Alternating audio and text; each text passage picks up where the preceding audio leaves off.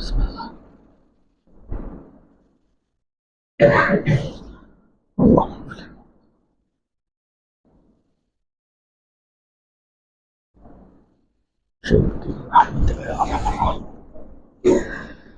ما شاء اللہ لا حول ولا قوۃ الا باللہ العلی العظیم حسبنا اللہ ونعم الوکیل نعم المولا ونعم النصیر اعوذ باللہ السمیع العلیم من الشیطان اللعین الرجیم بسم اللہ الرحمن الرحیم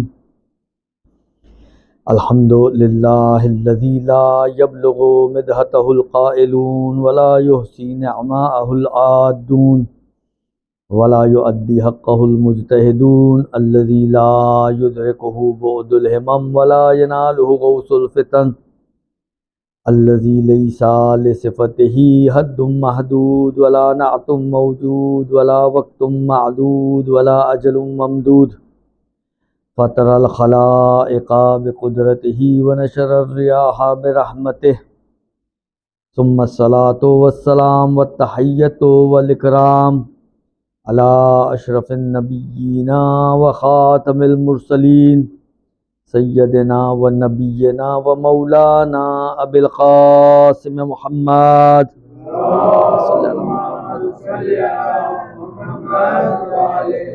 وعلى أهل بيته الطيبين الطاهرين المعصومين المظلومين الذين أذهب الله عنهم الرجس وطهرهم تطهيرا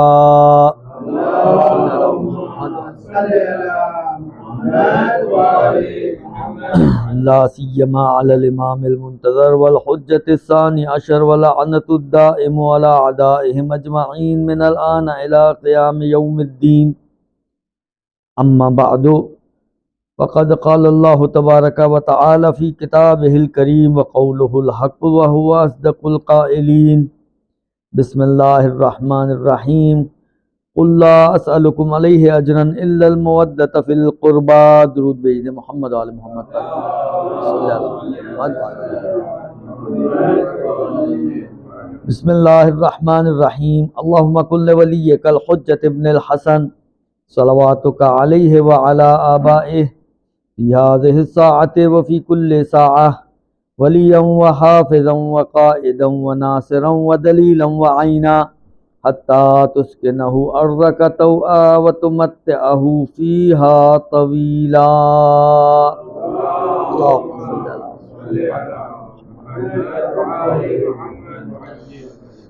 عزیزان محترم، جو آیات میں نے آپ کے سامنے تلاوت کی کئی مرتبہ آپ لوگوں کی سنی ہوئی آیت ہے سورہ مبارکہ شورا، جو 42واں سورہ ہے قرآن مجید کا 42، اور اس کی آیت نمبر 23 آیت کا ایک حصہ، ایک پارٹ ہے درمیان کا، جس میں پروردگار عالم نے اپنے رسول کو حکم دیا ہے کہ اے رسول کہہ دو کہ مجھے اجر رسالت کے طور پہ اور کچھ نہیں چاہیے مگر یہ کہ اہل بیت کی مودت۔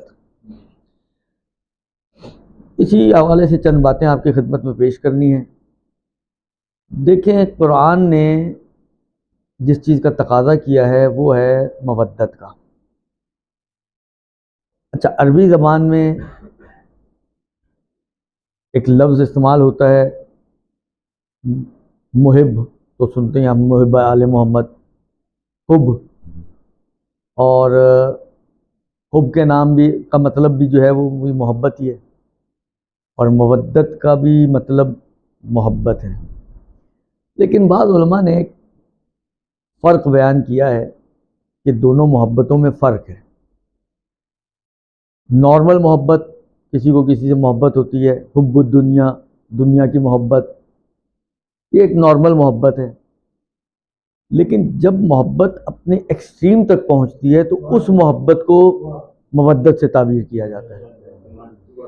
یعنی پروردگار عالم نے اہل بیت کی نسبت کوئی عام محبت کا تقاضا نہیں کیا، یعنی عام محبت ہماری وہ اجر رسالت نہیں بن سکتی، یعنی میری محبت جو میری اولاد سے ہے، میری محبت جو میرے ماں باپ سے ہے، میری محبت جو میرے بہن بھائیوں سے ہے۔ تو آپ کا کیا خیال ہے، بہن بھائی، اولاد، والدین، یہ اسی لیول پر ہیں جہاں پر اہل بیت ہیں؟ پتہ تو ایک جیسے لیول نہیں ہے دونوں کا۔ جب لیول دونوں کا الگ الگ ہے تو دونوں کی نسبت تقاضے بھی الگ الگ ہیں. محبت کو نہیں مانگا گیا، ورنہ عربی زبان کا لفظ ہے، حب کا لفظ بھی عربی زبان کا ہے، محبت کا لفظ کلمہ عربی زبان کا کلمہ ہے. اس کو آپ اگر خدا کہنا چاہتا تو یہ کہہ سکتا تھا کہ بھئی مجھے اہل بیت کی حب چاہیے، محبت چاہیے. بعض تعبیرات ہیں بھی روایتوں کے اندر، احب اللہ ہے عبدن، یعنی خدا اس بندے کو پسند کرتا ہے کہ جس کے اندر مثلا یہ کوالٹیز ہوں. تو لفظ احبا، محبت، حب، یہ عربی زبان کا متداول لفظ ہے، لیکن پروردگار عالم نے اس متداول لفظ کو چھوڑ کر ایک اور چیز کا تقاضا کیا ہے جو اسی سے ریلیٹڈ ہے لیکن اس کا ایکسٹریم اینڈ ہے. اور میں سمجھتا ہوں، دیکھیں قرآن کو اگر آپ دیکھیں تو ماشاءاللہ قرآن بھی پڑھنے والے ہیں آپ حضرات، اور مجلسیں درس وغیرہ بھی سننے والے لوگ ہیں. تو قرآن میں عمل صالح کے اوپر بڑی تاکید کی گئی ہے، ایمان اور عمل صالح، ایمان اور عمل صالح. جہاں ایمان کا تذکرہ ہے کم و بیش پلس مائنس موارد میں عمل صالح کا بھی تذکرہ آیا ہے. لیکن اس آیت میں پروردگار عالم نے نہیں کہا کہ محبت اہل بیت بھی اختیار کرو اور دیکھو ساتھ عمل صالح بھی کرتے رہنا. عمل کا تذکرہ نہیں کیا، یہاں پر صرف محبت کی بات کی ہے، صرف محبت کی بات کی ہے، عمل کی بات یہاں پر نہیں کی ہے.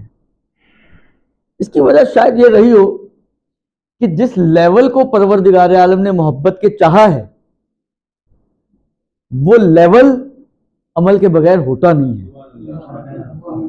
محبت کا جو لیول پروردگار عالم مانگ رہا ہے ہم سے کہ یہ محبت، یعنی یوں سمجھا، میں اگر اپنی زبان میں تھوڑا آسان کرنے کے لیے اس کو لفظ استعمال کروں تو عشق مانگ رہا ہے خدا، اہل بیت کا عشق. یہ عشق کے اہل بیت یہ ہے جو رسالت. مگر کہیں آپ نے کبھی اس دنیا میں، بالآخر ہم لوگ اپنے اطراف میں بہت سے عاشق دیکھتے ہیں، بہت سے مجنون ہمیں نظر آتے ہیں اپنے اطراف میں، کہیں آپ نے یہ دیکھا ہے کہ عاشق اپنے معشوق کی چاہت سے ہٹ جائے، جو معشوق چاہتا ہو وہ نہ کرے، اپنے حساب سے زندگی گزارے کہ بھئی میں ہوں تو خود تمہارا عاشق لیکن کروں گا وہ جو میری سمجھ میں آئے گا؟ کہیں دیکھا آپ نے؟ اس دنیا میں جیتے جاگتے آپ نے عشق کے بڑے قصے سنے ہیں، اور بہت سارے لوگ مبتلا ہو جاتے ہیں عشق کے اندر. مجازی عشق ہیں یہ سارے بالآخر. تو جب مجازی عشق کے اندر ایک انسان اپنے معشوق کی خواہشات کا تابع ہو جاتا ہے تو جہاں پر عشق حقیقی ہو تو پھر مانگنے کی ضرورت نہیں ہے کہ دیکھو محبت بھی کرنا اور عمل بھی کرنا. یعنی جو چیز مانگی گئی ہے وہ بغیر عمل کے ہوتی نہیں ہے، یعنی وہ آٹومیٹکلی اپنے اندر عمل کو لیے ہوئے. یہ ایک مرحلہ. اور آگے بڑھیں، دیکھیں قرآن عربی زبان میں نازل ہوا ہے، ہماری زبان تو نہیں ہے لیکن جن کے درمیان نازل ہوا ان کی زبان ہے، اور وہ اس قرآن کی عربی کو بھی سمجھتے ہیں، اس کی جس کو کہیں حسن، اونچائی، اتار چڑھاؤ، ہر چیز کو سمجھتے ہیں. اس لیے کہ جو معاشرہ ہے عرب معاشرہ ہے، فصاحت و بلاغت کا معاشرہ ہے، اور قرآن ایک فصیح و بلیغ کتاب ہے کہ جو اس معاشرے پہ پیغمبر لے کر آئے ہیں. اور منکر ہونے کے باوجود، اقرار نہ کرنے کے باوجود چھپ چھپ کے قرآن سنتے ہیں. سنی ہوئی باتیں آپ کی، میں تفصیلات میں نہیں جانا چاہتا، لیکن چھپ چھپ کے قرآن سنتے ہیں اور جذب ہوتے ہیں قرآن کی طرف.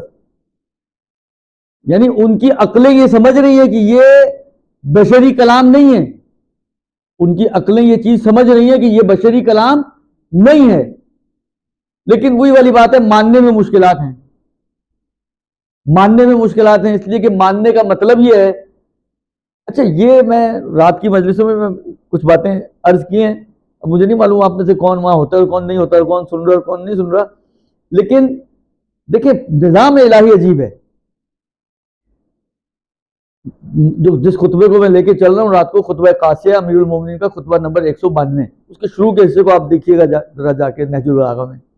اچھا، اگر کسی کے پاس ذیشان صاحب والی نہج البلاغہ ہے تو اس میں 5ویں نمبر کا خطبہ ہے، اور نارمل کتابوں میں یہ 192 ہے. تو اتنا بڑا چینج کیسے آیا یہ مجھے نہیں معلوم، لیکن بالآخر ذرا دیکھیے گا اس میں جا کے. امیر المومنین جو امام الکلام ہیں علی ابن ابی طالب،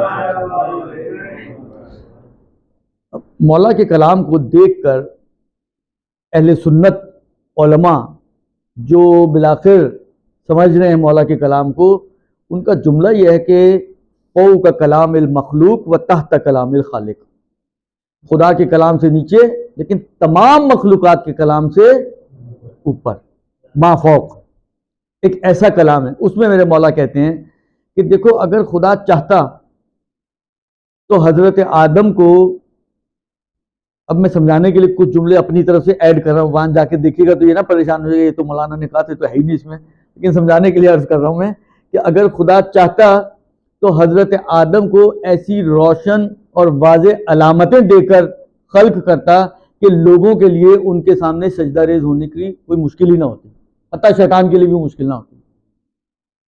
ایسی مثلا ادھر پروردگار یعنی امیر المومنین نے یہ ذکر کیا کہ مثلا خوبصورت بنا دیتا، جسم میں ایسی خوشبو ڈال دیتا. میدان کربلا میں بھی آپ سنتے ہیں نا جون کے جسم کی خوشبو بتا رہی تھی کہ یہ جون ہے، تو اسی قسم کی کوئی خوشبو پروردگار عالم حضرت آدم کے جسم میں ڈال دیتا، ان کو خوبصورت بنا دیتا، ان کا چہرہ ایسا بنا دیتا. خلاصہ یہ کہ کوئی ایسا تاج بناتا جو حضرت آدم کے سر پہ رکھتا کہ دور سے دیکھ کے بندہ پہچان لے کہ یہ حجت خدا ہے، یہ نبی خدا ہے. لیکن خدا نے یہ کام نہیں کیا. کیوں نہیں کیا؟ خدا نے یہ کام اس لیے نہیں کیا کہ اگر خدا یہ کام کرتا تو آزمائش کیسے ہوتی لوگوں کی، آزمائش کیسے ہوتی. دنیا آزمائش کی جگہ ہے، لہذا پروردگار عالم نے حضرت آدم کو مٹی سے خلق کیا تاکہ تواضع کی روح لوگوں میں برقرار رہے، اور شیطان نے اسی کے مقابل میں تکبر کیا. تو خدا چاہتا تو کرنے کو بہت کچھ کر سکتا تھا، خدا اگر چاہتا تو کرنے کو بہت کچھ کر سکتا تھا، لیکن آزمائش کی خاطر بہت سارے کام پروردگار عالم نے انجام نہیں دیے تاکہ انسان کے اندر حجت خدا کو سمجھنے کے بعد وہ جذبہ پیدا ہو کہ اس کو ماننا ہے، اس کی سننی ہے، اس کے آگے سر تسلیم خم کرنا ہے. اس جذبے کی وجہ سے پروردگار عالم نے یہ اپنا آدم کو یا اپنے جتنے بھی حجتیں ہیں ان کو نارمل انسانوں میں سے بنایا ہے. ہمیں اور آپ ہی کے اندر چھپے ہوئے افراد، یعنی اتنے عادی لوگ ہوا کرتے تھے، اتنے عادی لوگ ہوا کرتے تھے. اگر آپ قرآن اٹھا کے دیکھیں تو آپ کو جگہ جگہ پہ قرآن میں مختلف انبیاء کے واقعات میں ملے گا. ایک کامن جو اعتراض لوگ کیا کرتے تھے جب نبی جو ہے وہ اعلان کیا کرتا تھا اپنی نبوت کا، یہ کیسا نبی ہے، تو ہماری طرح چلتا پھرتا گھومتا پھرتا بازاروں میں آتا جاتا کھاتا پیتا، تو ساری ہمارے والی حرکتیں کرتے ہیں. یعنی ان کے ذہن میں کچھ ایسا تھا کہ نبی اور حجت خدا جو ہوگا وہ کوئی مافوق الفطرت چیز ہونی چاہیے. تو مافوق الفطرت ہوتا تو سب خاضع ہو جاتے. چاہتا خدا تو یہ کر سکتا تھا نا، لیکن خدا نے ہمیں اور آپ ہی کے اندر سے، اور نارمل اگر آپ حالات انبیاء اٹھا کے دیکھیں تو نارملی ان افراد کو چنا گیا ہے نبوت کے لیے کہ جو بہت ہی فقیر فقراء غریب غربا اس ٹائپ کے لوگ ہوا کرتے تھے.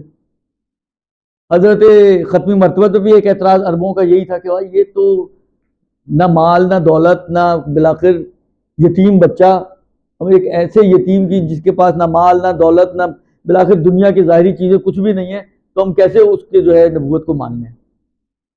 لیکن یہی تو آزمائش ہے بندے کی، یہی تو آزمائش ہے بندے کی. تو جن لوگوں کے درمیان یہ قرآن آیا ہے وہ مان لیتے تو مشکلات تھی ان کے لیے، اب مان لیا تو ہمارے حساب سے بہت ہی لو پروفائل پر ہے. نبی ہمارے حساب سے بہت لو پروفائل پر ہے، نہ مال نہ دولت، یتیم بھی ہے، پلا بھی کسی اور کے گھر میں ہے. اب ہم اس کو مان لیں تو ماننے کا مطلب کیا ہے؟ ہم لوگ بھی تقلید کرتے ہیں نا. کیسی تقلید کرتے ہیں؟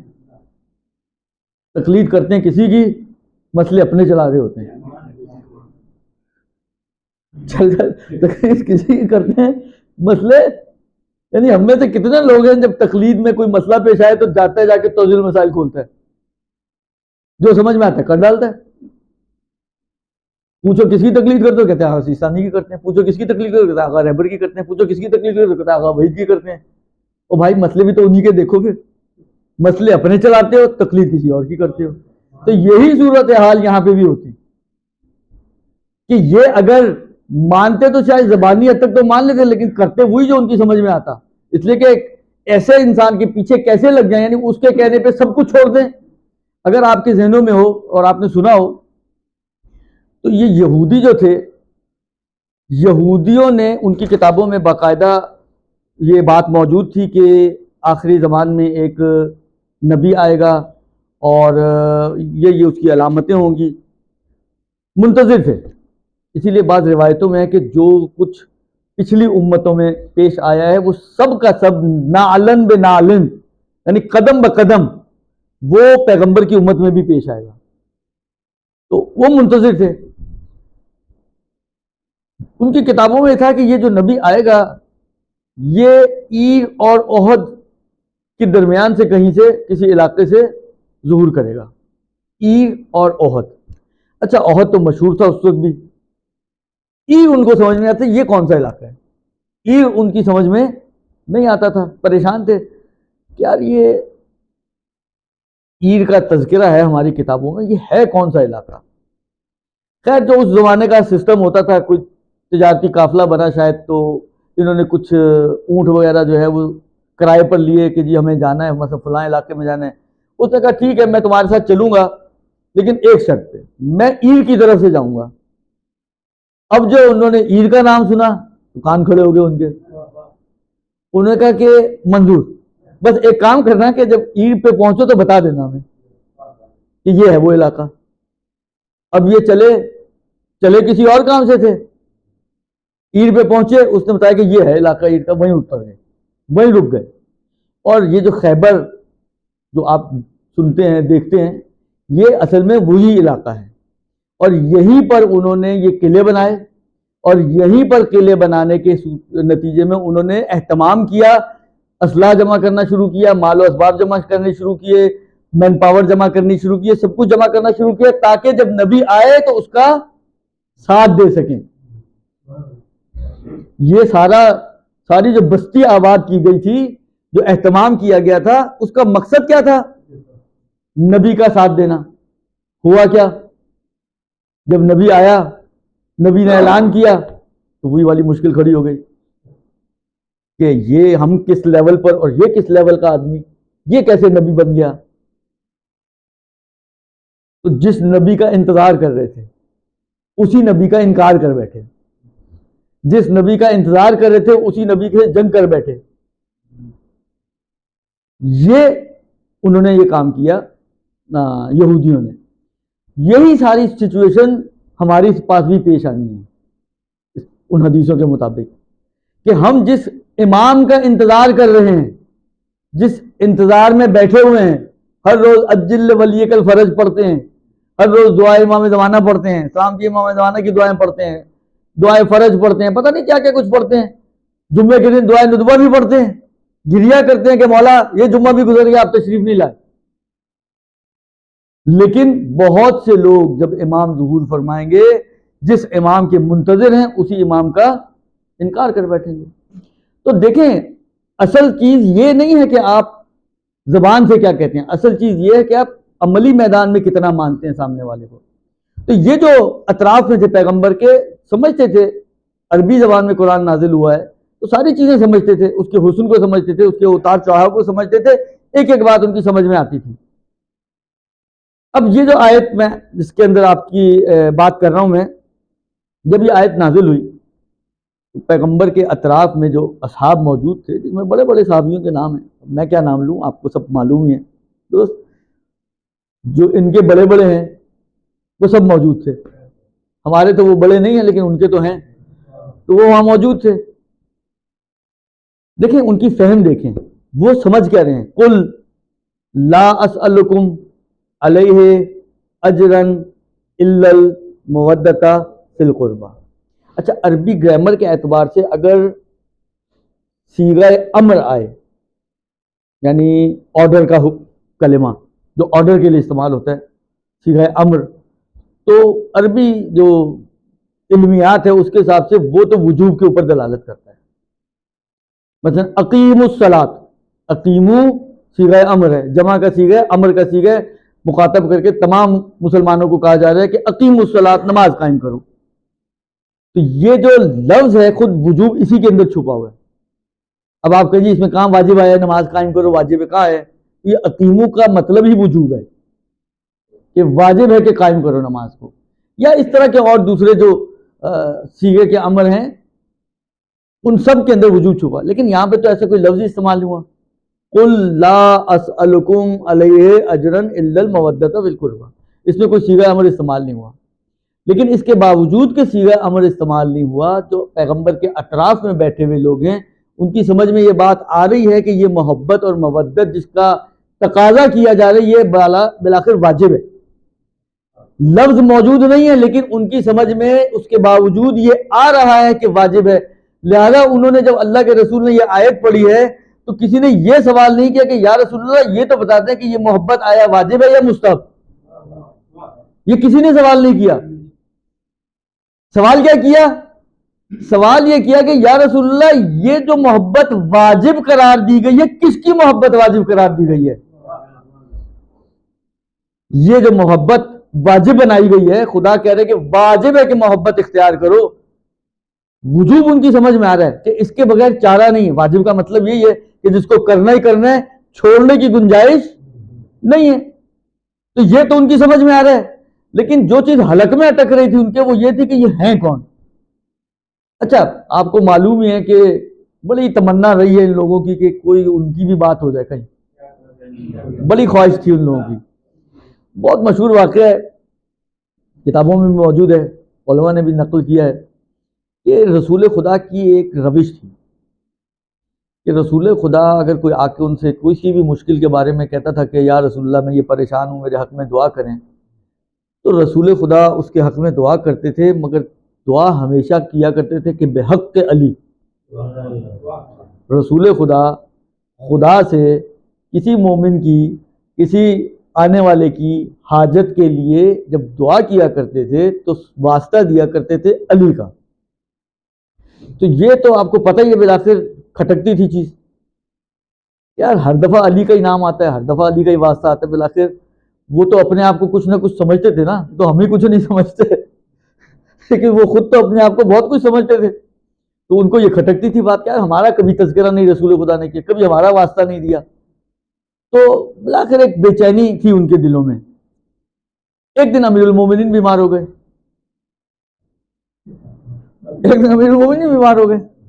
اب اپنے حساب سے بڑی خوشی خوشی آئے رسول خدا کے پاس کہ یا رسول اللہ علی بیمار ہو گئے، ان کی صحت کے لیے دعا کریں. رسول خدا نے ہاتھ بلند کیے، پروردگارا بے حق علی، علی کو شفا عطا فرما. اس وقت بھی دعا کی تو بے حق علی دعا کی. تو ان لوگوں کو یہ خواہش تو بڑی تھی.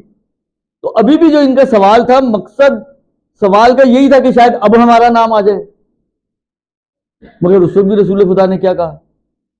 رسول خدا نے کہا کہ یہ آیت نازل ہوئی ہے فی علی و فاطمۃ و ابناہما یا ابنیہما، علی، فاطمہ اور ان کے دو فرزندوں کے لیے یہ آیت نازل ہوئی ہے. یعنی اگر محبت اور مودت کا حکم دیا جا رہا ہے تو وہ بھی علی کی محبت، فاطمہ کی محبت، حسن اور حسین کی محبت، اس کو پروردگار عالم نے واجب قرار دیا ہے. اس کو پروردگار عالم نے واجب قرار دیا ہے. یہ ان کی سمجھ میں آ رہا تھا کہ واجب ہے، یہ سمجھ میں نہیں آ رہا تھا کہ کس کی واجب ہے. لیکن رسول خدا نے، یہ روایت اہل سنت کی کتابوں میں موجود ہے، اور ظاہراً پوچھنے والے خلیفہ دوم تھے جنہوں نے سوال کیا تھا رسول خدا سے کہ یہ کون افراد ہیں. تو رسول خدا نے مسئلے کو حل کر دیا کہ دیکھو مودت اور محبت جو واجب ہے وہ اہل بیت کی نسبت ہے، اور جو مانگا ہے اس کا اپنا تقاضا یہ ہے کہ آپ کو ایسی محبت اختیار کرنی ہے جو آپ کو عمل کی طرف لے کر جائے. لہذا خود روایتوں کے اندر یہ جملے موجود ہیں، 5ویں امام سے بھی نقل ہوئی ہے، 6ٹھے امام سے بھی نقل ہوئی ہے، دیکھو کونوا لنا زینا ولا تکونوا علینا شینا، ہمارے لیے مایہ افتخار بنو، عزت کا سبب بنو، ہمارے لیے ذلت کا اور رسوائی کا سبب نہ بننا۔ لوگوں کو دیکھ کر لوگ امام کا نتیجہ نکالتے ہیں کہ جب لوگ ایسے تو امام کیسا ہوگا۔ آپ کے سامنے معاشرے میں یہ ہوتا ہی نہیں ہوتا کہ کوئی بچہ ہو انتہائی بدتمیز ہو، انتہائی نافرمان ہو، تو اس بچے کو باتیں کی جاتی ہیں، اس سے زیادہ اس کے ماں باپ کو باتیں کی جاتی ہیں، اس سے زیادہ اس کے ماں باپ کو سننی پڑتی ہے کہ کیا تربیت کی انہوں نے اپنی اولاد کی، کیا سکھایا انہوں نے اپنی اولاد کو، کیا تمیز سکھائی ہے انہوں نے اپنی اولاد کو۔ کرتا کوئی ہے، بھگتنا کسی اور کو پڑتا ہے۔ یہ حدیث اسی چیز کو بیان کرے گی، یہ نہ ہو کہ کرو تم اور بھگتنا ہمیں پڑے۔ لہذا کوشش کرو کہ اپنے اعمال کو، اپنے کردار کو، اپنی روش کو، اپنے رویے کو ایسا بناؤ کہ ہمارے لیے افتخار کا سبب بنو، ہمارے لیے افتخار کا سبب بنو۔ اب یہاں پر ایک بات چھوٹی سی عرض کرنا چاہوں گا، دیکھیں شاید بعض لوگ انہی چیزوں سے غلط نتیجے کی طرف نکل جاتے ہیں۔ دیکھیں اہل بیت نے یہ مانگا ہے ضرور کہ تمہارا کردار، تمہارا رویہ، تمہارا اٹھنا بیٹھنا، تمہارا لوگوں کے ساتھ میل جول وہ اچھا ہونا چاہیے، درست؟ کوئی بھی ہو، سامنے کوئی یہودی ہے، سامنے کوئی سکھ ہے، کوئی ہندو ہے، کوئی غیر شیعہ ہے، کوئی شیعہ ہے، کوئی لامذہب ہے، کوئی بھی ہو، آپ کا اس کے ساتھ جو رویہ ہے وہ بہتر ہونا چاہیے، آپ کی برخورد جو ہے اس کے ساتھ وہ اچھی ہونی چاہیے۔ لیکن آیا اس کا مطلب یہ ہے کہ ہم اپنے نظریات کے اندر بھی کمپرومائز کرنا شروع کر دیں؟ آیا اس کا یہ مطلب نکلتا ہے کہ آپ کہیں جی آپ نے رویہ اچھا رکھنا ہے تو پھر چلو بیٹھتے ہیں کچھ مل ملا کر نتیجہ نکالتے ہیں؟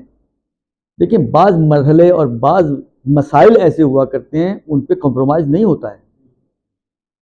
عقیدے کا مرحلہ کمپرومائز کا مرحلہ نہیں ہے، عقیدے کا مرحلہ وہ اللہ اگر کمپرومائز کرنا ہی ہوتا اور ہو سکتا ہوتا تو آپ کا کیا خیال ہے رسول خدا اس بات کے لیے زیادہ سزاوار نہیں تھے کہ وہ کہیں کمپرومائز کر لیتے؟ مشرکین مکہ تو آتے تھے رسول خدا کے پاس، آ کے ڈیمانڈ کرتے تھے کہ یا رسول اللہ آپ ہمارے بتوں کو برا نہ کہیں، ہم آپ کو یہ دیں گے، یہ دیں گے، یہ دیں گے، مال و اسباب دیں گے۔ چلتے چلتے چلتے ایٹ دا اینڈ وہ یہاں پر پہنچ گئے کہ یا رسول اللہ چلیں ایسا کر لیتے ہیں کہ آپ کا بھی خدا چلتا رہے اور ہمارا بھی دکان چلتی رہے۔ تو اب تو آسان، پہلے تو رسول خدا کے خدا کو ماننے کے لیے وہ تیار ہی نہیں تھے نا، صرف اپنوں کی بات کرتے تھے۔ چلتے چلتے وہ یہاں تک آگے، اتنا کمپرومائز انہوں نے کیا کہ چلے یا رسول اللہ ہمارے بھی چلتے رہے، آپ کا بھی چلتا رہے، آپ کے خدا کو بھی ہم مان لیتے لیکن آپ ہمارے خداؤں کو برا نہ کہیں۔ کیا کہا رسول خدا نے؟ مان لیا، کر لیتے کمپرومائز، چلو کچھ تو مانا جا رہا ہے نا آپ کا، کر لیتے کمپرومائز۔ کہا لکم دینکم، تمہارا دین تمہارے ساتھ، ہمارا دین ہمارے ساتھ۔ یہ کمپرومائز کرنے والا مسئلہ نہیں ہے، خدا پہ کمپرومائز نہیں ہوتا، رسول خدا پہ کمپرومائز نہیں ہوتا، امام کے اوپر کمپرومائز نہیں ہوتا۔ دیکھیں کمپرومائز کا مطلب کیا ہے، یا آپ اپنے عقیدے سے پیچھے ہٹیں یا وہ اپنے عقیدے سے آگے آئے، تبھی تو کمپرومائز ہوگا نا۔ کسی مسئلے پہ آپ کو مصالحت کرنی ہے، دو ہی صورتیں ہیں، یا آپ اپنے مثلا فرض کریں کسی کوئی چیز ہے، میرا اندازہ، میرا خیال یہ کہ یہ چیز میری ہے، درست، اور ایک شخص جو ہے مثلا زبردستی اس پہ قبضہ کرنا چاہتا ہے، تو یا تو میں پیچھے ہٹ جاؤں یا وہ پیچھے ہٹ جائے۔ میں پیچھے ہٹ جاؤں تو وہ آگے بڑھ جائے گا خود بخود،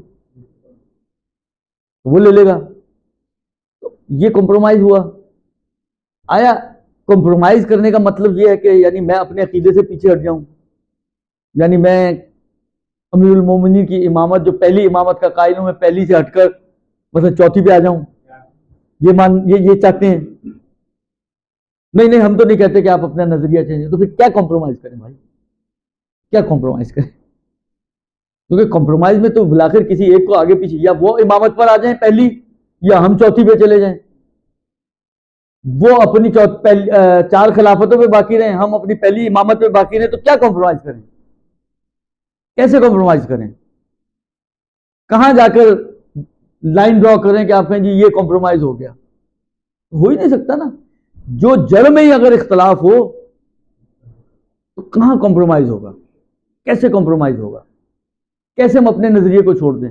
یعنی کمپرومائز کرنے کا تو ایک واضح سا نتیجہ یہ نکلتا ہے کہ اس کا مطلب یہ کہ میں زبردستی اٹکا ہوا تھا اپنے ایک کہ علی پہلے امام ہے، وَإِلَّا کمپرومائز کرنے کے بعد وہ چوتھے ہو جائیں گے.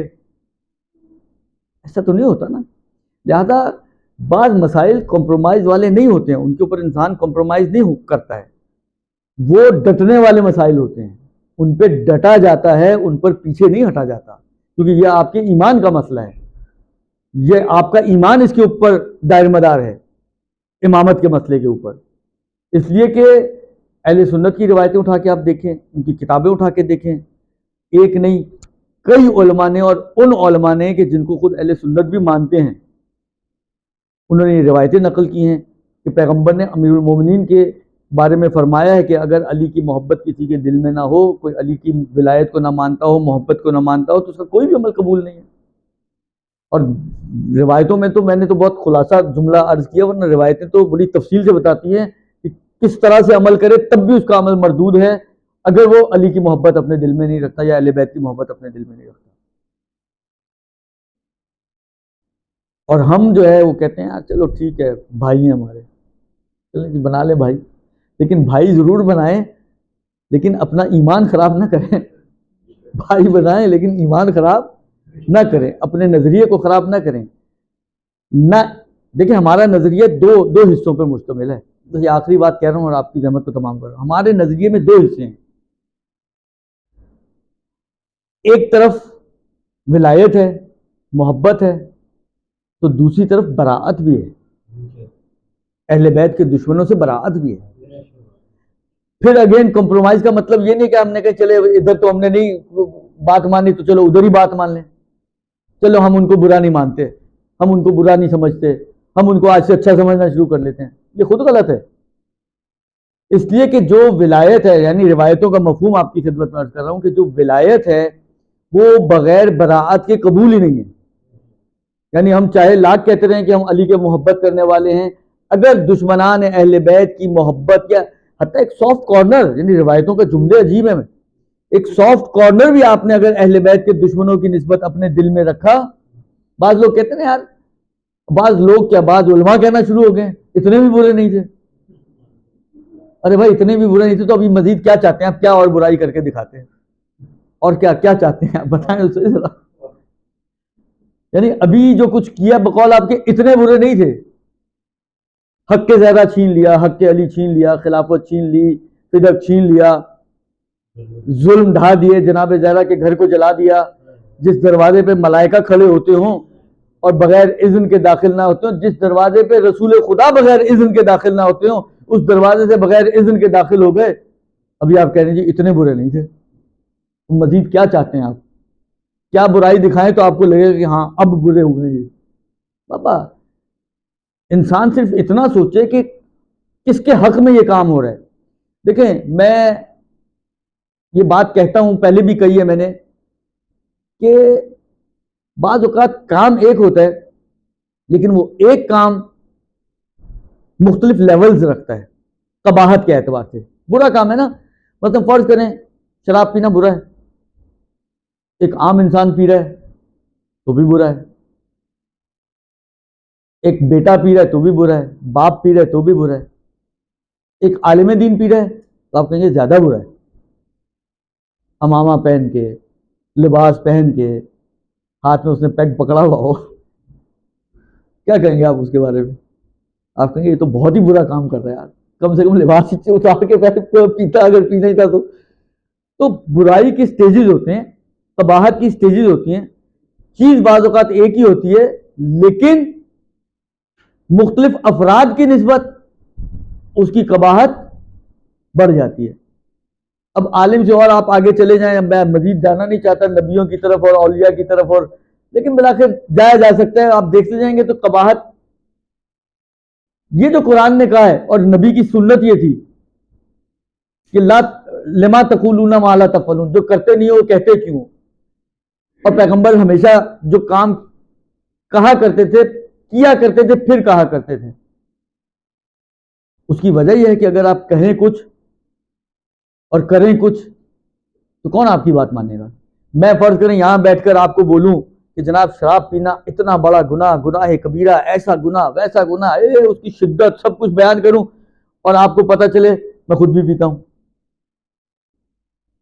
تو آپ یا تو کہیں گے چلو ٹھیک، کہہ تو ٹھیک ہی رہا تھا لیکن خود خبیث نکلا، یا کہیں گے اصلا جھوٹ بول رہا تھا، جھوٹ بول رہا تھا، غلط بول رہا تھا. دو میں سے کوئی ایک ہی چیز ہوگی نا. تو دونوں صورتوں میں بلاخر شخص تو برا ہو گیا نا. اب اگر نبی کہے کچھ اور کرے کچھ تو کون اس کی بات مانے گا؟ کس کے دل میں اس کی شہامت باقی رہے گی؟ کس کے دل میں اس کی جلالت باقی رہے گی؟ کس کے دل میں اس کا روب و دبدبہ باقی رہے گا کہ یار یہ نبی ہے لہذا اس کی بات ماننی چاہیے؟ کبھی بھی نہیں بنے گی بات، کبھی بھی بات نہیں بنے گی اگر انسان جو کہہ رہا ہے اس کے مطابق عمل نہ کر رہا ہو. لہذا جو کہا جائے اس کے مطابق عمل ہو. وہ کہتے ہیں نا کہ دل سے جو بات نکلتی ہے اثر رکھتی ہے، پر نہیں طاقت پرواز مگر رکھتی ہے. تو دل سے نکلے تو صحیح، نہیں نکلے گی تو زبانی لگ صرف ایک چو چو چو چو چو آپ نے ٹیپ ریکارڈر کی طرف بلوا دیا تو بول دیا اور ہو گیا کام سارا. تو خلاصہ کلام یہ کہ انسان جو زندگی گزارتا ہے، جیسے اس کو زندگی گزارنی ہے، جس انداز سے اس کو، جس روش پہ اس کو زندگی گزارنی ہے، تو کم سے کم ایسی ہو کہ جس میں اس کے عمل کی وجہ سے اہل بیت کا دامن پہ دھبا نہ لگے، اہل بیت کے لیے بدنامی کا سبب نہ ہو. لوگ کہیں کہ یار یہ تو علی کے ماننے والے، یہ تو ایسے ہی ہوتے ہیں. اور بہت معذرت کے ساتھ اور بہت بلاکر میں اب یہاں کی بات نہیں کر رہا، لیکن اب بعض علاقوں میں چلے جائیں، دیہاتوں میں، جو بھنگیں پی پی کے اور چرسیں پی پی کے علی کی بوٹی کا نام دے دے کے اس کو جو ہے، وہ لوگ یہی کہتے ہیں یار یہ ایسے ہی ہوتے ہیں. یہ کون سے آپ نے خوش نامی کا سبب بنے ہیں امیر المومنین سے کہ کل امیر المومنین فخر کریں آپ کے اوپر کہ یہ ہمارے ماننے والے ہیں، یہ ہمارے چاہنے والے ہیں؟ کیا ہم نے تیر مار لیا؟ لہذا ہمیں اس بات کا خیال رکھنے کی ضرورت ہے کہ ہم عملی میدان میں بھی، اور اس کا مطلب کبھی بھی یہ نہیں ہوتا کہ عقیدے کے مرحلے میں ہم جو ہے وہ اس طرح سے کمپرومائز کریں کہ صورتحال ہی ہمارے ہاتھ سے نکل جائے. تو جہاں تولا چاہیے وہاں تبرہ بھی چاہیے. جہاں تولا کی ضرورت ہے، اس لیے کہ تولا بغیر تبرہ کے قابل قبول ہی نہیں ہے. آپ کلمہ پڑھتے ہیں تو شروع ہی کہاں سے ہوتا ہے؟ لا سے. پہلے بروں کی نفی کی جائے، پھر حق خدا کے ثابت کیا جائے تو آپ کا کلمہ وجود میں آتا ہے. الٹا بھی تو ہو سکتا تھا نا، الٹا بھی ہو سکتا تھا. تو پہلے ہم اللہ کو ثابت کرتے پھر باقیوں کی نفی کرتے. لیکن کلمہ الٹا ہے، پہلے ہم دوسروں کی نفی کرتے ہیں، کوئی خدا نہیں ہے، پہلے جھوٹے خداؤں کی نفی ہے، اس کے بعد حق خدا کی اس بات ہے. یہی صورتحال ہماری ولایت کے مسئلے میں بھی ہونی چاہیے کہ پہلے ناحق کی نفی ہو، اس کے بعد حق کو ثابت کریں. ہم حق کو ثابت کر کے چپ ہو جائیں، نفی کے مرحلے میں خاموش، تو ہم نے حق ادا نہیں کیا. یہ ہمارا تولا بالآخر لنگڑا لولا تولا ہے. اور میں نے شاید رات کو بھی روایت پڑھی تھی، پرسوں رات کو، کہ ظاہراً امیر المومنین سے ہے روایت، جو مجھے اب یاد پڑتا ہے کہ امیر المومنین سے پوچھا گیا کہ مثلا فلاں شخص ہے، وہ آپ کی محبت بھی اپنے دل میں رکھتا ہے اور آپ کے غیروں کی بھی محبت دل میں رکھتا ہے. تو امیر المومنین نے کہا تھا کہ یہ جو کانا ہوتا ہے نا ایک آنکھ والا، یہ اس کی طرح ہے، نہ پورا دیکھنے والا ہے نہ پورا اندھا ہے. اور یہ نہیں چلے گا، یا پورے اندھے ہو جاؤ یا پورے بصیرت والے ہو جاؤ، یا ان کے ہو جاؤ یا ہمارے ہو جاؤ. اب اگر آپ درمیان میں کھڑے، وہ آپ نے سنا ہوگا روایتوں میں کہ قیامت کے میدان میں وہ امیر المومنین جب تقسیم کریں گے، کہیں گے یہ تمہارا، یہ ہمارا، یہ تمہارا، یہ ہمارا، اور جو بیچ والے کو کہاں ڈالیں گے؟ وہ جو آدھا تمہارا اور آدھا ہمارا. تو خدا کی بھی روش یہ ہے کہ خدا شرک کو قبول نہیں کرتا. روایتوں کے جملے یہ ہیں کہ اگر کوئی شخص خدا کے ساتھ کسی اور کو شریک کرتا ہے تو خدا اپنا شیئر بھی چھوڑنے کے لیے تیار ہو جائے، کہتے ہیں اس کو پورے کو تم لے جاؤ۔ جب خدا کی روش یہ ہے تو ولی خدا کی روش بھی ہے، وہ بھی یہی کہتے ہیں کہ دیکھو یہ مجھے نہیں چلے گا، یہ نہیں چاہیے مجھے کہ ادھر بھی ہو اور ادھر بھی ہو، ایک ٹانگ اس کشتی میں اور دوسری ٹانگ اس کشتی میں جس نے ڈوبنا ہی ڈوبنا ہے۔ اگر بچنا چاہتے ہو، کشتی نجات میں آنا چاہتے ہو، تو دونوں ٹانگیں ایک ہی کشتی میں ہونی چاہیے۔ وہ اللہ دو کشتیوں کا سوار آپ کو معلوم ہے، فرض کریں دو میں ایک ٹانگ ادھر کھڑی ہو ایک ادھر کھڑی ہو، دونوں کشتیاں یوں اگر چلی جائیں تو کیا ہوگا؟ یہ آٹومیٹکلی ڈوبے گا، یہ کبھی بھی نہیں بچ پائے گا۔ اور یہ جو دو کشتیاں ہیں نا تو اللہ اور تبرہ والی ایسی ہیں کہ اگر کوئی شخص تبرہ اور اب تبرہ کا مطلب کبھی بھی دیکھیں یہ نہیں ہوتا، اس کو بھی میں عرض کرتا چلوں، بس تبرہ کا مطلب کبھی یہ نہیں کہ آپ کو کہا جائے سڑک پہ کھڑے ہو جائیں، مائک ہاتھ میں لے لیں اور لعنت اور لان تان شروع کر دیں۔ یہ تبرہ کا مطلب یہ نہیں ہوتا، بلکہ خود اس کو امام صادق علیہ السلام سے کسی نے آگے کہا،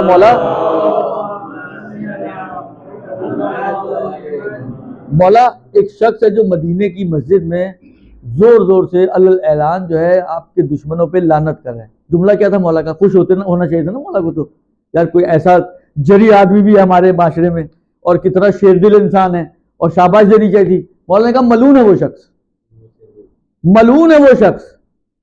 ملعون کیا ہے؟ وہی لان۔ لان کا مطلب کیا ہے؟ رحمت خدا سے دور۔ جو لان ہم دشمنان اہل بیت پہ کرتے ہیں، خود امام صادق اس شخص پہ کر رہے ہیں کہ جو کھلم کھلا مسجد میں کھڑے ہو کر اعلان جو ہے وہ تبرہ کر رہے ہیں۔ تو تبرہ کا مطلب کبھی بھی یہ نہیں ہوتا کہ انسان سڑکوں پہ جائے، شور شرابہ کرے، اونچی اونچی آواز میں جو ہے وہ دشمنان کے اوپر خاص طور پہ نام لے کر لان تان کرے۔ یہ تبرہ کا صحیح مفہوم نہیں ہے۔ دشمنان اہل بیت پر لعنت اگر کوئی کرتا ہے تو یہ دیکھیں، یہ جملہ جو ہے نا دشمنان اہل بیت پہ لعنت، یہ ایسا جملہ ہے، اتنی روایتیں اتنی روایتیں اتنی روایتیں خود اہل سنت کی کتابوں میں موجود ہیں کہ وہ بھی اس جملے کا انکار نہیں کر سکتے۔ اب یہ اور بات ہے کہ آپ یہ جملہ سن کے کہیں یار یہ اس کو اور اس کو اور اس کو لعنت کر رہے ہیں۔ بھئی یہ ہماری آزاد میں آپ نے کلپ شاید سنا ہوگا، کچھ عرصے پہلے چلا تھا کہ ایک سنی مولانا صاحب کہتے ہیں کہ یہ شیعہ لوگ جو ہے دن میں 3 ٹائم ہمارے خلفاء کو لعنت کرتے ہیں، ان کو گالیاں دیتے ہیں۔ دلیل کیا لے کر آئے؟ کہتے ہیں یہ اذان کے اندر یہ پڑھتے ہیں کہ اشہد ان علی امیر المومنین اور خلیفتہ بلا فصل۔ یہ خلیفتہ بلا فصل ہمارا کہنا ان کے لیے گالی بن گیا۔ یہ ایسے کم لوگ ہوں گے جو اس قسم کی باتیں کرتے ہوں گے، ورنہ نوعاً اس مطلب کو کوئی منکر نہیں ہے کہ اہل بیت کے دشمنوں کے اوپر لعن ہونی چاہیے۔ اس کو اہل سنت بھی مانتے ہیں۔ نام نہ لیں آپ، جہاں پر ایسا مورد ہو تو نام نہ لیں، نام لینا تو ضرورت نہیں۔ جب آپ نے کہا دشمنان اہل بیت تو سر فہرست تو وہی لوگ ہیں، اب آپ نام لیں یا نہ لیں وہ تو ہے ہی ہیں۔ ہماری علمی اصطلاح میں ایک لفظ کہتے ہیں قدر متیقن، یعنی یقینی افراد۔ تو اس لعن کے مصداق کے یقینی افراد تو وہی لوگ ہیں، باقیوں نے تو ان سے سیکھا ہے، تو اصل تو وہی لوگ ہیں، بنیاد ڈالنے والے وہی لوگ ہیں، جڑیں وہی لوگ ہیں، لہذا وہ آٹومیٹکلی اس تک چلی جاتی ہے۔ یہ اپنے مستحق کو، اپنے حقدار کو ڈھونڈتے خود ہی جا کے ان کے ایئرپورٹ پہ لینڈ کر جاتی ہے لعنت آپ کو۔ اس لیے پریشان ہونے کی ضرورت نہیں، یعنی ضروری نہیں ہے کہ انسان نام بیچ میں لے کر آئے، بغیر نام کے بھی کام چل جاتا ہے۔ بس آپ زیارت امام حسین کو اٹھا کے دیکھیں، مجھے یاد نہیں پڑتا کہ کوئی بھی امام حسین کی زیارت ایسی ہو جس میں، چاہے زیارت عاشورہ تو ماشاءاللہ کمال ہے نا، وہ تو کمال ہے، لیکن اس کے علاوہ زیارتیں بھی اٹھا کے دیکھیں جہاں پر وہ کمال نہیں بھی کیا ائمہ نے، تو کم سے کم جس کو کہیں ایک کمپیکٹ فارم میں ضرور کمال کیا ہے کہ اللہم لعن کر کے جو اس ظلم پر حتی راضی بھی ہے اس پہ بھی خدا لعنت کرے، درست، قاتلوں پہ لعنت کرے، اور جو اس پہ راضی ہے ان پہ بھی لعنت کرے۔ تو ایک کمپیکٹ فارم میں تو تقریباً زیارت وارثہ کے جملے آپ دیکھ لیں اور دوسری بات زیارتوں کو جو دیکھ لیں تو کمپیکٹ فارم میں تقریباً امام حسین کی زیارتوں میں اس قسم کے جملے موجود ہیں کہ دشمنان کے اوپر لعن کی گئی ہے۔ لہذا یہ ہمارے عقیدے کا حصہ ہے، یہ ہمارے نظریے کا حصہ ہے۔ عقیدہ اور نظریہ اس میں ہم ذمہ دار ہیں کہ اپنی آئندہ نسلوں تک منتقل کریں، یہ ہماری ذمہ داری ہے۔ کل کو قیامت کے دن سوال پوچھا جائے گا ہم سے ہماری اولادوں کے بارے میں. قرآن کی آیت ہے, ہم سے ہمارے ارحام کے بارے میں سوال کیا جائے گا. اپنے آپ کو بھی آگ سے بچاؤ اور اپنے انفسکم و اہلیکم, اور اپنے اہل اور عیال کو بھی آگ سے بچاؤ. تو اس کا طریقہ یہ کہ جو آپ کے عقائد ہیں, عقائد حقہ ہیں, وہ ہم نے اپنی آئندہ نسلوں تک, اپنے بچوں تک منتقل کرنے ہیں. وہ اللہ نتیجہ یہ نکلے گا کہ یہی بچے کل کو, آج میں نے کہا نا یہ چیزیں آ چکی ہیں مارکیٹ میں, کہ بچے جوان جو مختلف کالجز یونیورسٹیز میں پڑھنے والے سنیوں کے ساتھ بھی ان کا وہ انٹریکشن ہے, یہ وہ. اب دیکھیں اہل سنت نے جتنی بھی چیزیں بیان کرتے ہیں وہ اپنے حساب سے بیان کرتے ہیں, اور اپنے بتوں کو سیو کرتے ہوئے بیان کرتے ہیں کہ کہیں بت شکنی نہ ہو جائے, احتیاط سے, ہینڈل ود کیئر, وہ یہ کام کرتے ہیں. نتیجتاً باتیں جو ہے وہ گھما پھرا کے بیان کی جاتی ہیں. تو ہمارے بچے تو ان کے ساتھ اٹھتے بیٹھتے یہ وہ سارا, یار انہوں نے تو مثلا توبہ کر لی. کہاں توبہ کر لی بھائی؟ کے لیے توبہ کر لی؟ پتہ تو چلے ہمیں کس جگہ پہ توبہ کی. کمرے میں گھس کے کی تو آپ تک کیسے خبر پہنچی؟ باہر کی تو ہم دوسروں کو کیوں نہیں پتہ چلا, صرف آپ ہی کو کیوں پتہ چلا؟ آخر اس قسم کی چیزیں جو بیان کی جاتی ہیں, تو اگر ہم نہیں بتائیں گے بچوں کو تو کل کو یہ تو ان کو مجرم مانیں گے نہیں. ان کے حساب سے تو انہوں نے کہنا کہ یعنی دونوں چیزیں بیان کرنے کی ضرورت ہے. تو میں نے ابھی عرض کیا نا کہ مراتب ہوتے ہیں ہر چیز کے. وہ افراد کے جو عرش نشین ہو, وہ افراد کے جو نوری مخلوق ہو, جو جن کو پروردگار عالم نے صرف ہماری ہدایت کے لیے اس عرش سے اٹھا کر فرش پہ بھیجا ہو, ان کا مرتبہ کہاں, ان کا مقام کہاں؟ ان کی طرف تو صرف انگلی اٹھانا, بعض معاشروں میں ہوتا ہے کسی کی طرف انگلی اٹھائیں تو وہ پکڑ لیتے ہیں, بھائی یہ تم نے کیا کیسے یہ کام, جھگڑے ہو جاتے ہیں. تو آپ ایک انگلی اٹھائیں کسی کی طرف تو جھگڑا ہو جائے, اور آپ اہل بیت کے اوپر اتنے مظالم ڈالیں تو آپ کہیں جی کوئی مسئلہ ہی نہیں ہے, خطا ہو گئی, غلطی ہو گئی. یہ بعض غلطیاں تو ایسی ہوتی ہیں کہ ناقابل معافی جرم ہوتے ہیں. ایک قاتل ہے, کورٹ میں چلا جائے, ثابت ہو جائے جی اس نے قتل کیا, وہ کہے جی میں معافی چاہتا ہوں, توبہ کرتا ہوں, میں ناک رگڑتا ہوں زمین پر, آپ کے خیال میں اس کو سزا معاف کر دی جائے گی؟ قتل نہیں کی جائے گی. کیوں؟ اس لیے کہ تم نے جو غلطی کی ہے, کسی انسان کا خون بہا ہے, تو ناقابل معافی جرم ہے تمہارا, لہذا تم توبہ کرو, ناک رگڑو, جو مرضی کہو, سزا تمہیں ملے گی. اب چاہے عمر قید ہو چاہے پھانسی, جو بھی ہے بالآخر وہ ملے گی. تو بعض جرم ایسے ہوتے ہیں کہ وہ نہ فقط یہ کہ اگر اسلام کی تو منطق اس سے بھی بڑھ کر ہے, اسلام کی منطق اس سے بھی بڑھ کر ہے. بعض جرم فقط یہ نہیں کہ ناقابل تلافی گناہ ہوتے ہیں, بلکہ بعض جرم تو ایسے ہوتے ہیں کہ وہ آپ کے پچھلے اعمال کو بھی بیڑا غرق کر دیتے ہیں, پچھلے اعمال بھی آپ کے خراب کر دیتے ہیں. ان میں سے ایک ارتداد بھی ہے, مرتد ہو جانا, دین سے ہٹ جانا, منحرف ہو جانا. اور یہ قطعاً انحراف ہے دین سے جو انہوں نے کیا ہے, اس دین سے کہ جو رسول خدا نے ان تک پہنچایا تھا. اور اسی دین کی بقا کے لیے امام حسین نے قیام فرمایا, اسی دین کی بقا کے لیے میرا مولا کربلا میں آیا ہے. کربلا کے جو سلسلہ ہے مجالس کا, آپ کو معلوم ہے اپنے اختتام کی طرف پہنچ چکا ہے, اور اختتامی مراحل ہیں. یہ قافلہ آزاد ہو چکا ہے, اور آزادی کے بعد سب سے پہلے تو شام میں کچھ دن, 3 دن یا 8 دن قیام کیا گیا, تاکہ ہم اپنے شہداء پر گریہ کر سکیں. بیویوں کو اب تک گریہ کرنے کا موقع نہیں ملا ہے. 3 دن یا 8 دن بالآخر کچھ دن اہل حرم شام میں ایک گھر میں مقیم رہے. اسی گھر میں لوٹے ہوئے تبرکات واپس کیے گئے, اہل حرم کے تبرکات اور شہداء کے سر لائے گئے, اور بیویوں نے گریہ کیا, ماتم کیا. اب جب وہاں سے چلنے کا وقت آیا اور اماریاں آئیں, اماریوں پر سوار کیا گیا, تو جناب زینب نے دیکھا کہ ام رباب موجود نہیں ہے. ام رباب موجود نہیں ہے. لہذا جناب زینب کبریٰ پلٹ کر گئی ہیں زندان میں. تو عجیب منظر دیکھا اور فطری تھا کہ ایک ماں اپنی ننھی سی بچی کو زندان میں چھوڑ کر کیسے جائے. دیکھیں جناب رباب کو اگر آپ غور کریں تو دو بچے تھے جناب رباب کے, ایک علی اصغر اور ایک حضرت سکینہ, اور ایک شوہر تھے جناب رباب کے.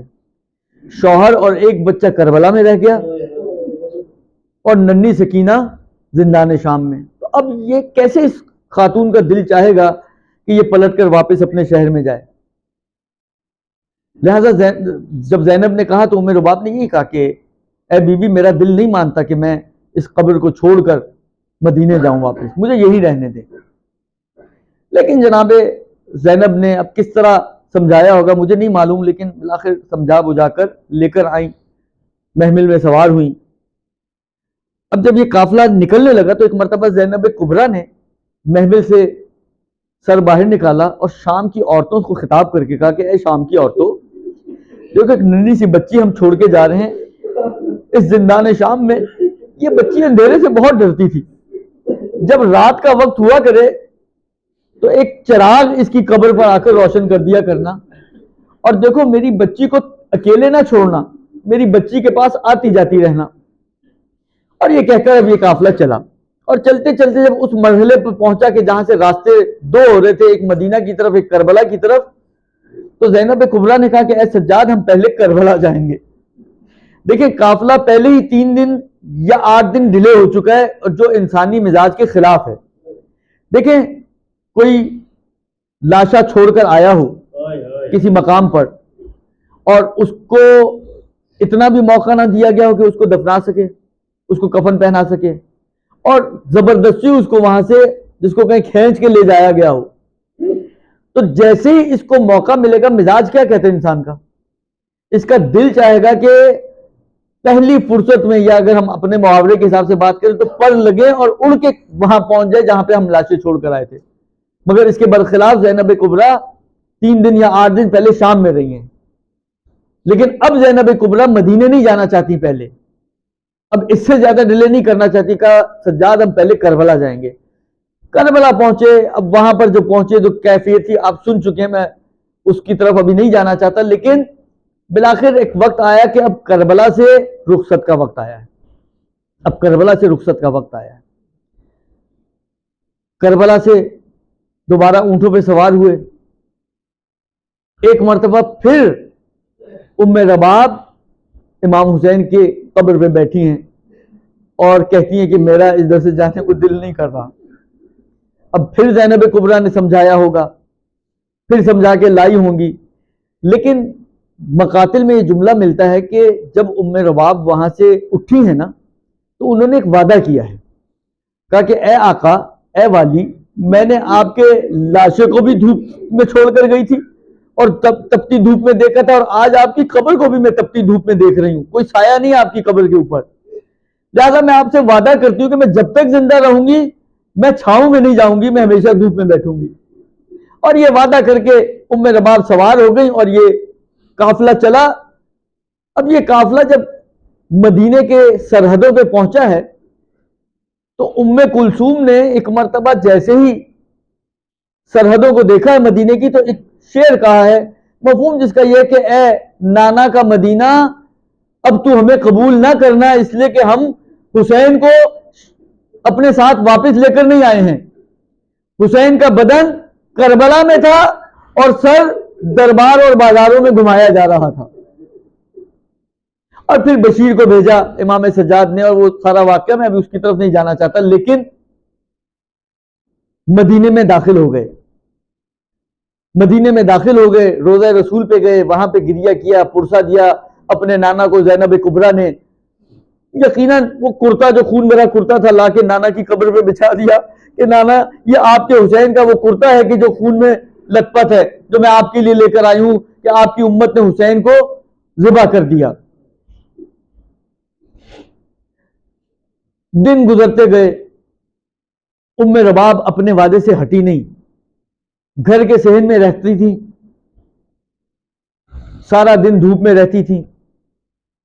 لیکن ایک روز مدینے میں شدید بارش ہو گئی, اتنی شدید بارش کہ زینب کبریٰ پریشان ہو گئی, اور ایک مرتبہ سید سجاد کی خدمت میں آتی ہیں کہ اے سجاد، اگر کوئی ام رباب کو اندر بلا سکتا ہے تو وہ صرف تم ہو، تمہارے علاوہ اور کوئی ام رباب کو اندر نہیں بلا سکتا، تم اپنی ماں سے کہو کہ وہ اندر آ جائے۔ ایک مرتبہ سید سجاد ماں کی خدمت میں پہنچے اور کہا کہ اے مادر گرامی، بہت تیز بارش ہے، آپ اندر تشریف لے آئیں۔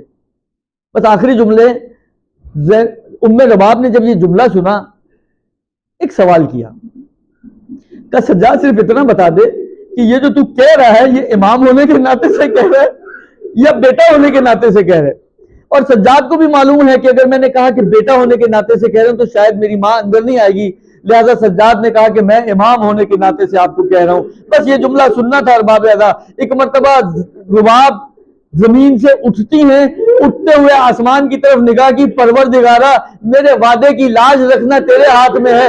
ایک ولی خدا سے میں کربلا میں وعدہ کر کے آئی تھی، ایک امام مجھے آج حکم دے رہا ہے۔ بس یہ جملہ سننا تھا، یہ دعا کی، ایک مرتبہ کھڑی ہوئی، لڑکھڑائی اور زینب کبریٰ کے ہاتھوں میں آ گئی۔ جیسے ہی زینب کبریٰ کے ہاتھ میں آئی، ایک مرتبہ زینب کبریٰ کے منہ سے بے ساختہ یہ جملہ نکلا، انا للہ و انا الیہ راجعون۔ ارے سجاد، تیری ماں اس دنیا سے رخصت ہو گئی۔ وَسَيَعْلَمُ الَّذِينَ ظَلَمُوا أَيَّ مُنْقَلَبٍ يَنْقَلِبُونَ انا للہ و انا الیہ راجعون۔ پروردگارہ تجھے محمد و آل محمد کا واسطہ اس خلیل سے توسل کو اپنی بارگاہ میں قبول و مقبول فرما۔ بحق محمد و آل محمد تمام مومن و مومنات جہاں کہیں بھی موجود ہیں ان کی جان مال عزت آبرو کی حفاظت فرما۔ بحق محمد و آل محمد جہاں کہیں بھی عزادار عزاخانے عزاداریاں ہیں ان کو اپنی حفظ و امان میں قرار دے۔ بحق محمد و آل محمد تمام مومن و مومنات جو پریشان حال ہیں ان کی پریشانیوں کو دور فرما۔ جو بے اولاد ہیں ان کو اولاد صالح و سوی عنایت فرما۔ جو صاحبان اولاد ہیں ان کی اولاد کو نیک و صالح قرار دے۔ ہمیں اپنے والدین کے لیے اور ہماری اولادوں کو ہمارے لیے باقیات و صالحات میں سے قرار دے۔ بحق محمد و آل محمد جو مقروض ہیں ان کے قرضوں کو ادا فرما۔ بحق محمد و آل محمد حوزات علمیہ اور مراجع نظام کی حفاظت فرما۔ بحق محمد و آل محمد ہم سب کو امام کے اعوان و انصار میں سے قرار دے۔ امام کے دل کو ہم سے راضی و خوشنود فرما۔ جو مومن و مومنات بیمار ہیں عبد بیمار کے صدقے میں سب کو صحت کاملہ اور عاجلہ عنایت فرما۔ ہم سب کو امام کے اعوان و انصار میں سے قرار دے۔ امام کے ظہور میں تعجیل فرما۔ ربنا تقبل منا انک انت السمیع الدعاء برحمتک یا ارحم الراحمین۔ ماتم حسین۔